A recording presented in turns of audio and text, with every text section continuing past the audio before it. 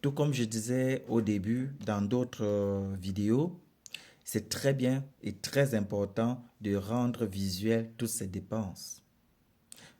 Et c'est le cas aussi pour les dépenses variables. C'est le plus complexe, c'est le plus difficile parce que là, les émotions entrent en jeu, les envies entrent en jeu. Cela va différencier. Si encore, si tu as de la famille qui sont sur ta responsabilité, cela dépend encore si tu es marié ou bien si tu es seul, single. Cela va dépendre si tu es un homme ou si tu es une femme. Voilà. Donc, du coup, je vais vite passer à quelques éléments clés qui reviennent toujours. J'ai par exemple le côté consommation. La consommation chez beaucoup de personnes joue un très grand rôle. Tout ce qui est consommation, manger, boire. Certains disent qu'ils veulent vivre bio, d'autres ne veulent pas vivre bio.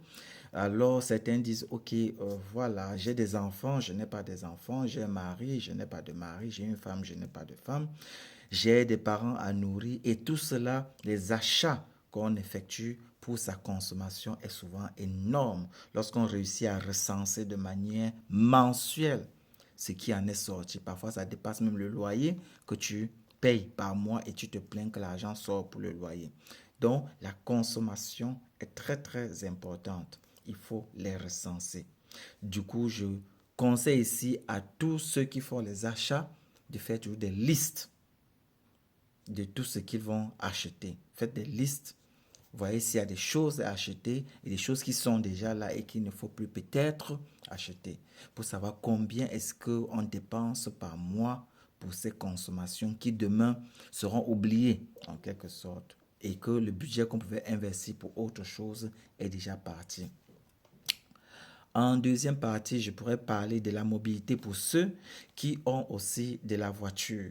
Si tu as une voiture, naturellement, on a vu que dans les dépenses fixes, la voiture vient, ou bien la mobilité vient. Pour ceux qui paient un tarif mensuel, bus, train, je ne sais pas moi, ou bien des assurances pour la voiture. Maintenant, les choses comme les carburations de la voiture, l'entretien de la voiture, acheter l'huile de moteur, le pneu se perce subitement où tu constates cela. Il y a peut-être une panne qui sort là, il faut aller au garage et sortir de l'argent pour cela. Ce sont des dépenses imprévues. On ne peut pas prévoir cela. Du coup, il faut mettre un budget par rapport à cela de côté. Si tu as mis de côté peut-être un 50 ou un 100 euros par mois et que ce mois, rien ne s'est passé, les 100 euros que tu as mis de côté de ce mois vont s'ajouter sur les 100 euros du mois prochain que tu auras mis de côté, ça fera 200 euros. Si après 3 mois, 4 mois que quelque chose se passe par rapport à cette voiture, tu auras assez de budget lié spécialement à cette voiture pour réparer cette voiture. Donc, voilà ce que je recommande de mettre aussi un petit budget dans ces dépenses variables de côté pour la voiture. Si on ne l'a pas utilisée, ne pas la consommer. Tu as un budget de consommation, ne mélange pas ta consommation avec les autres choses du mieux que tu peux.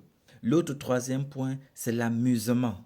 Je parle ici tout ce qui va te faire plaisir naturellement. On doit se faire aussi plaisir dans la vie et on a besoin aussi de le cadrer, de le visualiser pour ne pas seulement trop s'amuser et ne pas mettre d'argent de côté pour ses investissements, pour penser à l'avenir. Les discos, les kinos, c'est-à-dire ceux qui vont au cinéma. Certaines personnes ne sortent pas, mais préfèrent organiser chez eux les rencontres des amis qui viendront vous voir, ainsi de suite. Ou bien préfèrent aller chez des amis bien précis. Il y a des gens qui gardent, voilà, qui aiment bien organiser des choses, qui les font de la détente. D'autres disent que j'aime beaucoup plus voyager.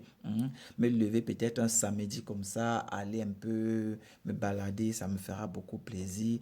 En train, louant une voiture pour le faire. Bien sûr, mais il faudra le budgétiser parmi tes dépenses variables du côté amusement.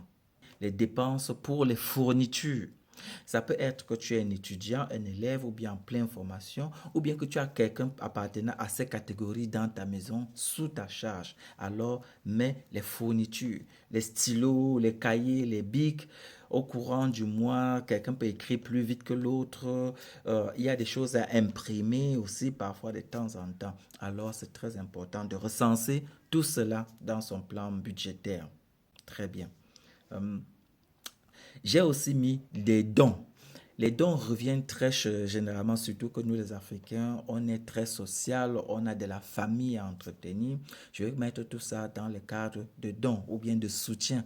Donnez la dénomination que vous voulez, mais mettez des dons en quelque sorte. Ça dit, tu as le père, la mère, la belle famille peut-être que tu soutiens un peu aussi mensuellement, quelque part. Tu as des amis qui ont des anniversaires et que tu veux faire des petites surprises, des cadeaux, la fleur, ou bien un petit cousin quelque part où tu dis je vais te dépanner pour une telle action, ou bien tu peux faire des dons dans l'église, ou bien dans une communauté, ou bien dans une association à but non lucratif, par exemple. Les soins, ça peut être ici tout ce qui est lié, voilà, vestimentaire, ça peut être des soins par rapport à la santé, ça peut être des soins parce que, voilà, on achète la brosse à dents, les pâtes dentifrice pour nettoyer la douche, la cuisine, la maison.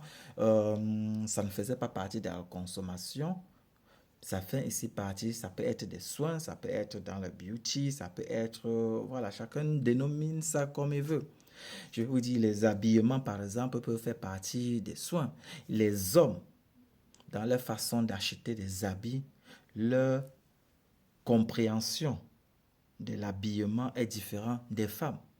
J'ai fait des séminaires où les hommes disaient carrément qu'ils ont besoin de 2 pantalons, 3 pantalons. Et ces 2, 3 pantalons ont duré déjà 5 ans et ils ne sont pas encore prêts d'en acheter d'autres. Ils ont peut-être un seul costume ou bien 2 costumes maximum, une paire ou 2 paires de chaussures maximum. Mais par contre, quand j'ai fait le même séminaire avec les femmes, alors là, on parlait de quantité de penderie selon le soleil, selon la lune, selon que le vent va circuler aujourd'hui ou selon que ils vont partir, ils seront dans un certain milieu bien précis ou bien juste qu'ils vont sortir pour faire les achats là à Aldi plutôt qu'à Lidl. Et encore, on constate de nos jours, tout ça est parfois aussi mélangé. Il y a des hommes qui prennent encore plus soin d'eux, si bien que certaines dames aussi disent, ah, mais c'est la concurrence de nos jours. Et j'ai fait des séminaires où on voyait toutes ces catégories de choses. Alors, c'est pour ça que je pense que le point soins, beauté, santé, on peut les cumuler en un bloc et faire un budget pour ça, mettre un budget pour ça mensuel.